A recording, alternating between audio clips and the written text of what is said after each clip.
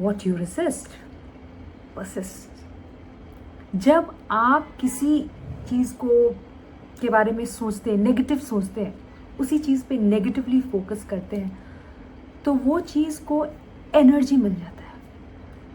और हमारा साइंस, हमारा शास्त्र, हर चीज़ यही बोलता है कि जिस चीज़ को जब आप एनर्जी ज़्यादा देते हैं तो वो बढ़ता है. यहाँ पर लॉ ऑफ कर्मा एक्टिव हो जाता है.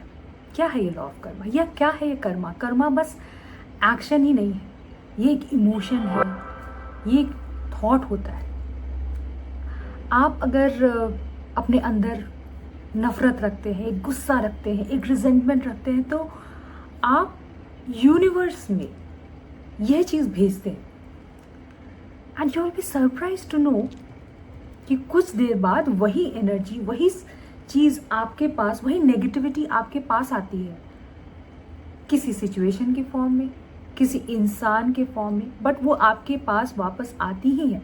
ये एक बूमराज की गेम की तरह होता है. जो आप थ्रो करते हैं, जो चीज़ आप थ्रो करते हैं, वही आपके पास वापस आती है. The law of karma. तो सोल्यूशन क्या है? सोल्यूशन है नॉन रेजिस्टेंस और फॉरगिवनेस. फॉरगिवनेस है ना, ये it's not a sign of weakness. कितनी बार मैंने लोगों को कहते हुए सुना है कि यार तुम उसको माफ़ कैसे कर सकती हो? How can you forget, how can you let go? माफ़ी देना वीकनेस नहीं होता. माफ़ी देना एक्चुअली कर्मा को फ्री करना होता है.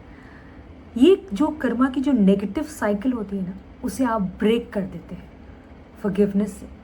जब आप किसी को माफ़ करते हैं तो आप उसके लिए माफ़ी नहीं कर, उसके लिए नहीं करते आप, पर वो आप अपने खुद के लिए करते हैं, अपने इंटरनल पीस के लिए, अपने मेंटल पीस के लिए करते हैं. आप उस नेगेटिव चेंज जो कर्मा की है उसको ब्रेक करने के लिए करते हैं. आप कितने बार सोचते हो कि कुछ कन्फ्यूजन था, कुछ मिसअंडरस्टैंडिंग थी, अगर वो क्लियर हो जाती है तो आपको खुशी मिलती है. और अगर आप उसको फॉरगिव कर देते हैं उस इंसान को, तो आप कितने खुश और कितने फ्री फील करते हैं. आपकी जो मेंटल स्टेट है, जो आप पीसफुल फील करते हैं, वो कितने लेवल तक बढ़ जाती है. जिस प्रैक्टिकल एक्सरसाइजेस बताई हैं, जिसको इम्प्लीमेंट करने से आप अपनी लाइफ में पॉजिटिविटी ला सकते हैं, नॉन रेजिस्टेंट फॉरगिवनेस लेते आ सकते हैं.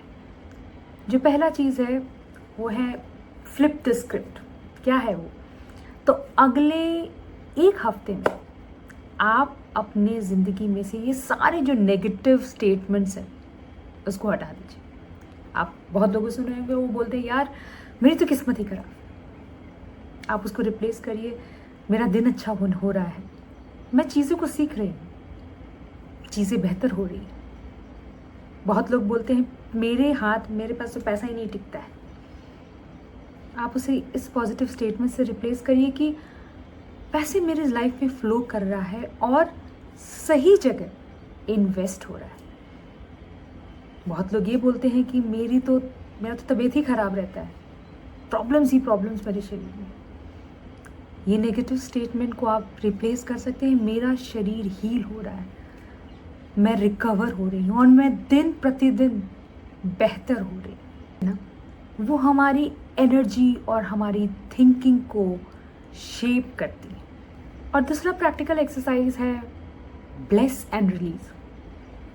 अगर आपकी लाइफ में कोई भी टॉक्सिक पर्सन है या फिर कोई भी डिफ़िकल्ट सिचुएशन जो हमारे हर इंसान के लाइफ में होता है, तो फ्रैंकली बताओ तो उसे दिमाग से लड़ना छोड़ दीजिए.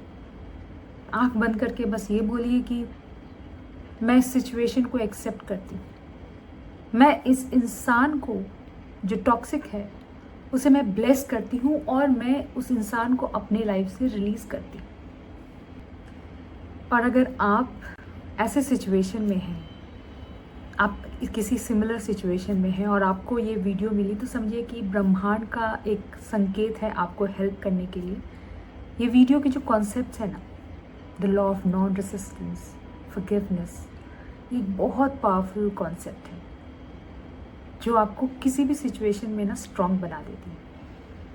अगर आपको ये वीडियो पसंद आया तो please like, share and subscribe to my channel.